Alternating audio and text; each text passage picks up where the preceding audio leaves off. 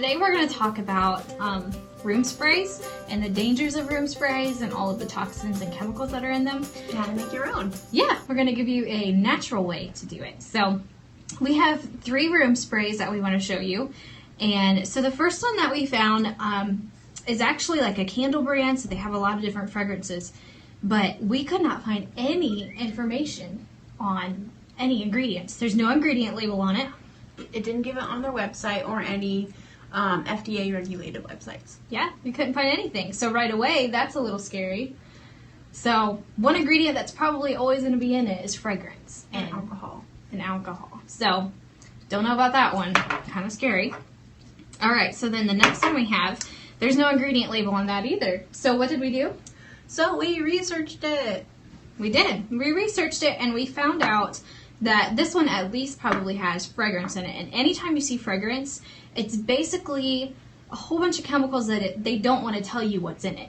But it's definitely going to be chemicals. So anytime you see fragrance, you need to stay away from it. So we also found citric acid, which messes with your pH levels. And then alcohol.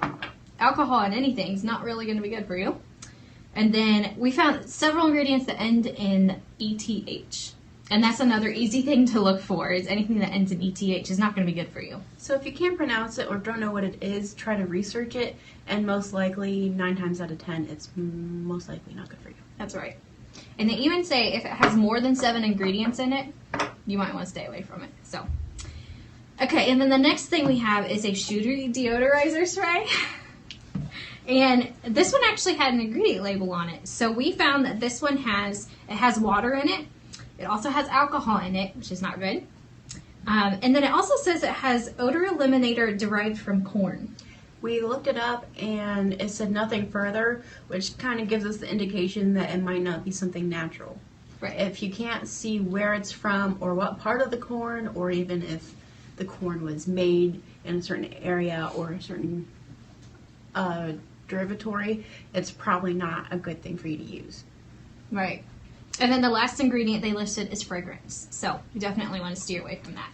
So instead of a shoe deodorizer, one natural option you can do is, first of all, you always want to have a glass bottle. Anytime you use essential oils, you want to have them in glass, because the oils break down the chemicals in plastic, and it brings all of those chemicals into that water. So whether you're drinking it or using it, you just always want to have glass to be safe. So instead of shoe deodorizer spray, we have a glass bottle with water in it and about 7 drops of Young Living's purification oil. And that does really good for bad smells. So we like to spray this on our shoes and also on our stinky pets and anything that just doesn't smell good. So that's one you can do. And then we're going to do one for you, which we're going to have to hold it up a little bit, I think. So we have, yes, we're going to do a room deodorizer. And so this is a 2-ounce glass bottle. So first what we do is we have distilled water. So we're going to try to pour this distilled water in there. Without spilling. Yeah. Doing pretty good. And we're using distilled water. Yes. That can make a difference. Yeah. All right. So we've got our distilled water. And then we're going to use all Young Living essential oils. So the first one we have is Eucalyptus radiata. And so we're going to put 1 drop of this inside there. Okay. And then we're going to use 1 drop lemon. 2 drops lemon. 2. Okay. And then the last one we're going to use is bergamot. And we're going to use 4 drops of that. All right.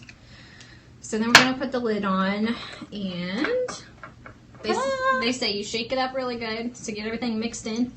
And then they say to leave it sit for an hour before you spray it. So we're going to leave it sit for a little bit. And then that you way just... it all gets in there. Yep, it's all dispersed. And then you just spray it as you need it.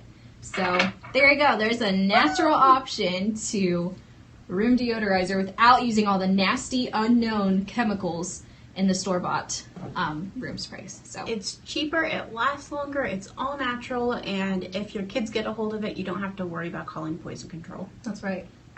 Yep, and it's not going to kill you if you happen to get it sprayed in your eyes either. You know, you just got to get over it. It's not going to hurt you that bad. So, yep. All right. So I think that's all we have today. Yep. So thanks for watching, and we will talk to you soon. So you want to hit stop broadcast then? Sure. Okay.